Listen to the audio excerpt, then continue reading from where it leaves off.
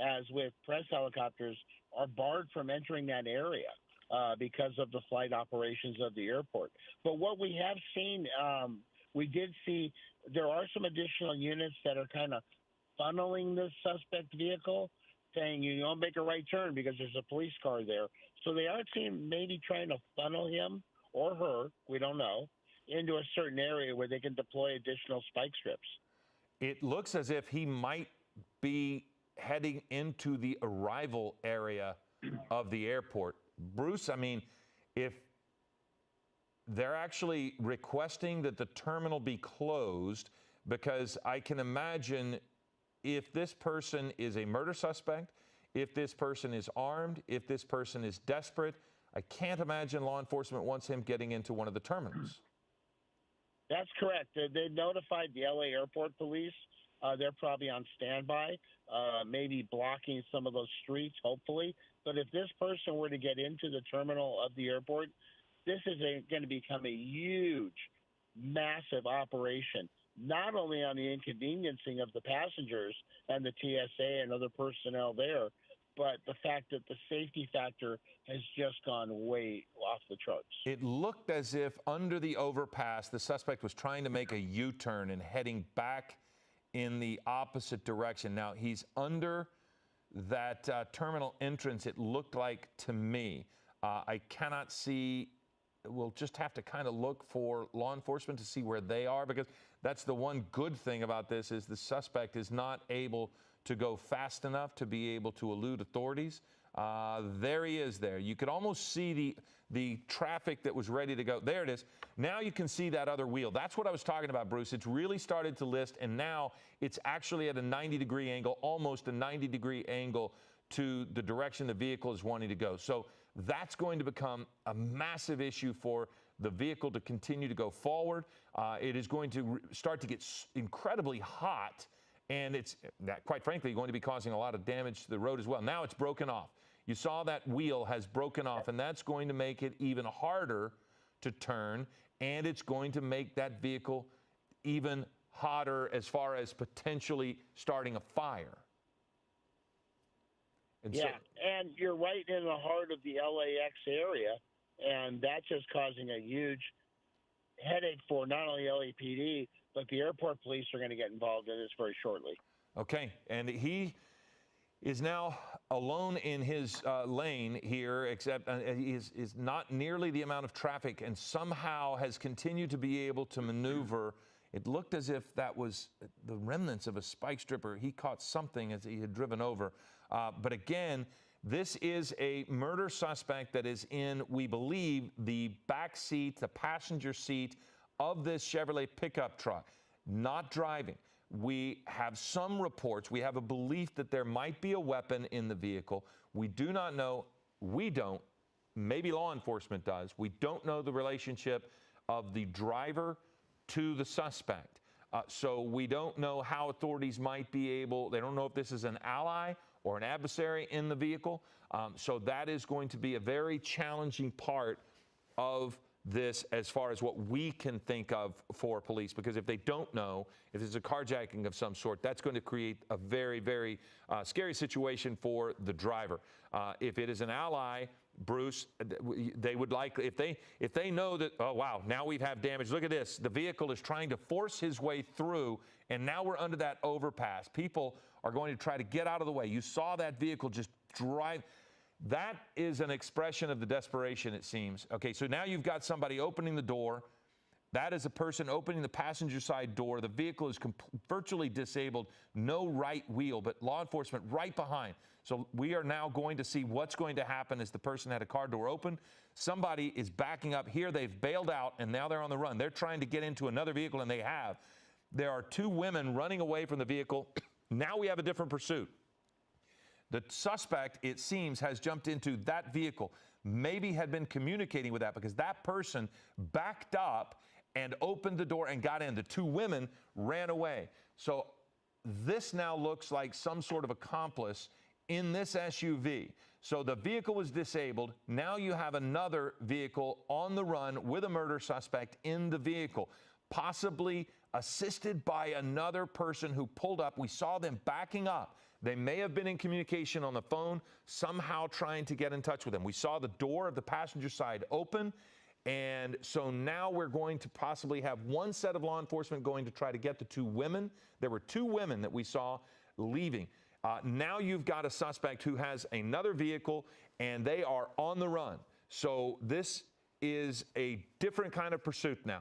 Instead of a disabled vehicle that we thought might be a chase that could soon come to an end, we now have another vehicle, high speeds here near the airport, trying to elude authorities, and this suspect now driving into oncoming traffic, going through an intersection there. We don't know if it was against the light, couldn't quite see that. But now you've got a very, very real problem here. Bruce, how does this change for law enforcement? You're back to square one. You're chasing a healthy vehicle, which has not been spike stripped, does not have any disabling factors, and you're basically chasing a new vehicle. So it's starting over. But now do you treat the suspects in this vehicle differently? Because now you have somebody who backed up and picked up this person. So do your tactics change as far as trying to end this? Because now we've got a suspect who just blew through a stop sign, went into oncoming traffic, and the community is at high risk.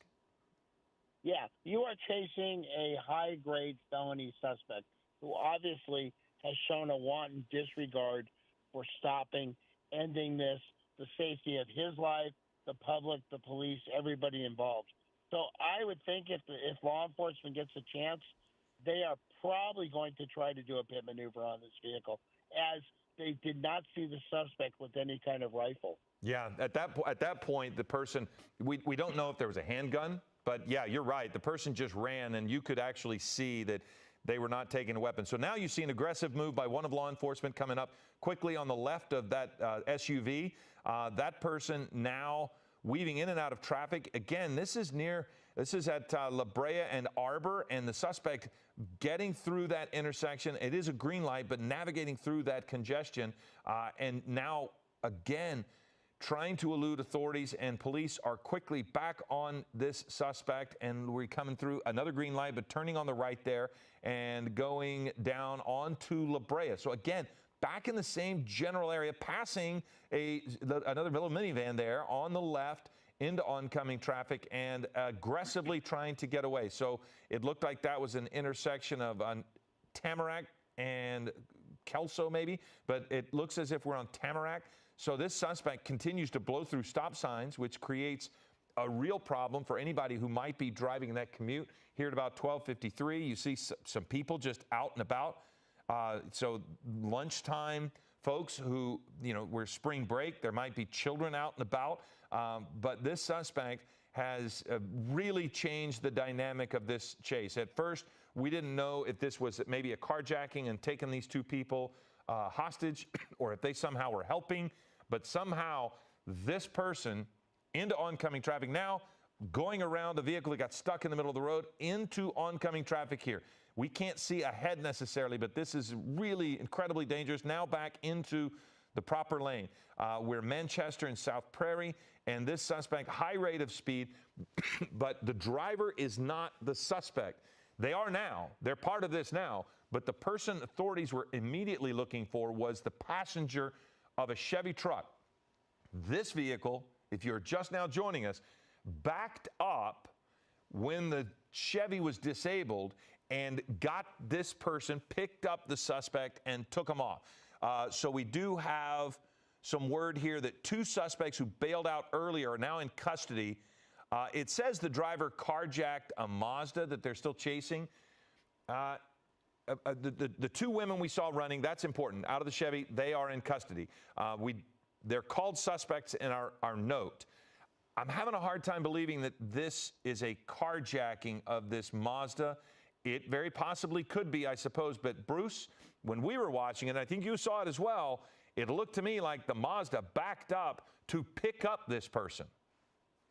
Yeah, Philip, that's exactly what I saw when it was re-racked. But they are talking to those women and getting information, see if they are related or if they know this person, and they're going to sort through that pretty quickly. The good news is that you brought up, the suspect in that vehicle is alone. There's not anybody else in that vehicle which means law enforcement can be a little more aggressive. Okay, so now you've seen there on the right what Bruce and I were talking about. This person running directly up to that vehicle that backed up to them. Now, our word here, some of our notes, they are calling it a carjacking. So I think to Bruce's point, there's so much to be sorted out here. The two people who are in custody are being called suspects, but they're also going to sort that out and find out, were they allies or were they victims? This now is a very interesting case. This Mazda SUV that is on the run, aggressively driving, and that is where the suspect jumped into the back seat of this vehicle when that vehicle had backed up and apparently had stopped to pick him up. But we're now seeing, going through stop signs, we're seeing law enforcement get right up on the back of this Mazda. So how they approach this is going to be very interesting. A quick right turn here, now into either a side street or a parking lot. There you've got somebody with their lunch going into their car. That's what makes this so scary for the general public, is that this could happen and be up on them so quickly here, just going about their business. It looks as if we're parallel to Manchester. Is that what we're hearing? Or yeah, alley parallel to Manchester, and now we're turning back onto Manchester in the opposite direction. So again, law enforcement right on the heels of this vehicle, and because they are in that area, Bruce, they could possibly throw another spike strip with possibility, because they've stayed in the general area, correct? That would give them a chance to do it. Yeah, that's correct, Philip. You know, re-racking that footage of his suspect getting in that vehicle, you don't see the driver get out. You see the passenger open, but no one ever exits. So we might be back to square one with a driver and a suspect in the vehicle. Oh, wait, he definitely, actually, there might even be more people, Bruce. If you look at the vehicle, he gets into the back. Now watch the passenger side front open. So no one gets out there, and then the car drives away. So there could be two people in the front and one in the back. That's what I would surmise from what I just watched, unless somehow maybe the driver had reached across and possibly opened the door and pulled it back. So now you've got the wind. It looked like the passenger window is down.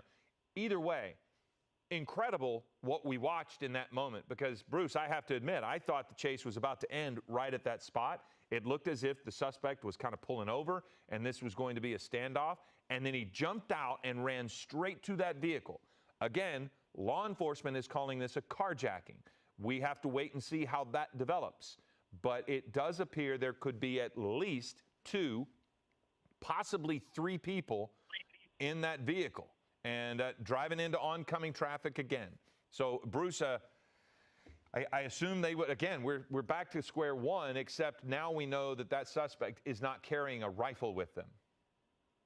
Right. And we are going to continually go with the fact of him being armed and dangerous, and being a murder suspect also. But, yeah, I think you're correct. I think there may be two or three people in that vehicle possibly. Which, again, with the tinted windows in the back, you know, once it reaches its end point, that creates a piece of the puzzle for law enforcement when they're trying to secure the vehicle, trying to clear the vehicle, trying to know what they're facing.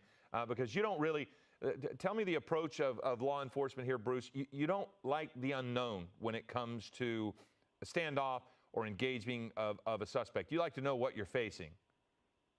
Yeah, that's correct. I mean, you want to control the situation, and you're controlling it, you're containing it, because you want to keep the unknowns from happening. However, the officers are going to have plan A, B, C, and D in this case when this finally ends. So I'm going to ask our producer as we're talking. I was just told they were surmising two people in the car, but is that two people in addition to the suspect, or is that two people total? Because as Bruce and I were saying, it doesn't look as if it's two people total. It does appear, okay, we're told that they are approaching this as two people in the car. Now you see another move here to try to go through the traffic congestion, getting into the turn lane, going around. So we'll figure out the number of people in the car as we go forward. That seems an odd circumstance, Bruce, but I'm going to go with what they're saying on the scanner and what authorities are saying is possible. And again, they're calling this a carjacking, but from our perspective of it, it was a strange sequence of events to watch the vehicle back up and somebody jump in, and very possibly the suspect, maybe the driver was trying to get out of the passenger side. Maybe that's what was happening, Bruce, and the person said, don't you dare get back in here and drive. But who knows? They're calling it carjacking, and they're saying there are 2 people in the vehicle, but we'll say at least 2 people in the vehicle at this point. You see the vehicle once again, this Mazda SUV, once again still near the airport, still driving in the same general area. And did you see, wow, that was an aggressive move by law enforcement to jump up, because it looked as he was trying to make that right turn again. That might have taken him in the direction of the airport. So now look at this, up onto the median, in the center of the vehicle, up or on the road, up on the median, driving down the left turn lane. Here we make a left turn right there, nearly hitting that vehicle, getting control back in the left lane and making that right turn there. So whoever's driving is driving aggressively to try to get away. Looks like they've now got into a parking structure of some sort. If that is the case, there he goes again. So they pulled into that lot and then came right back out. I thought maybe might be going into a building underneath, but again, back on the road, trying to get away. And we again have high rates of speed here. And again, if you're just joining us, we want to let you know this is a somewhat difficult chase to watch from Air 7 HD because of the flight restrictions that are happening near LAX. Here we go. Now we're into oncoming traffic. People have the right of way. This person driving through the red light, a person there in the sidewalk, in the crosswalk, stopping for all the authorities, and now that person is stuck as the light gets ready to turn green. Here goes the Mazda SUV trying to get away back on regular driving side, back on the right side of the road, but showing a willingness to drive through congestion into oncoming traffic if necessary, and at one point up on the median that was dividing the 2. Now that's interesting. Law enforcement getting on to oncoming traffic around the left turn lane to keep that person from going that direction. So Bruce, that's an example, it seems, of what you were talking about a moment ago. They are trying to get this person to go in a certain place. Yeah, that's what I think we're seeing is they are requesting additional resources from other stations, maybe even other agencies under mutual aid, to get them, hey, block Manchester, block Florence, whatever street it may be, so we can kind of funnel this person into an area and deploy additional spike strips. And that's the thing. If they can get spike strips on it, again, you start to reduce the possibility that this might keep going. You can control the speed of this chase, which we've seen so many times, sadly, how this can end when the speeds get high and the suspect has a complete disregard for other people. So now this person is still able to drive at high rates of speed, has shown a willingness to kind of force. Well, when it was the truck, when they were driving the truck, that truck plowed through traffic, just bashed into and plowed through an intersection to be able to get to the spot where this carjacking occurred. So it was right before right here is what you're watching. Watch this. So the vehicle just plows through, and it was shortly after this we thought that maybe they might have a disabled vehicle and that this would end.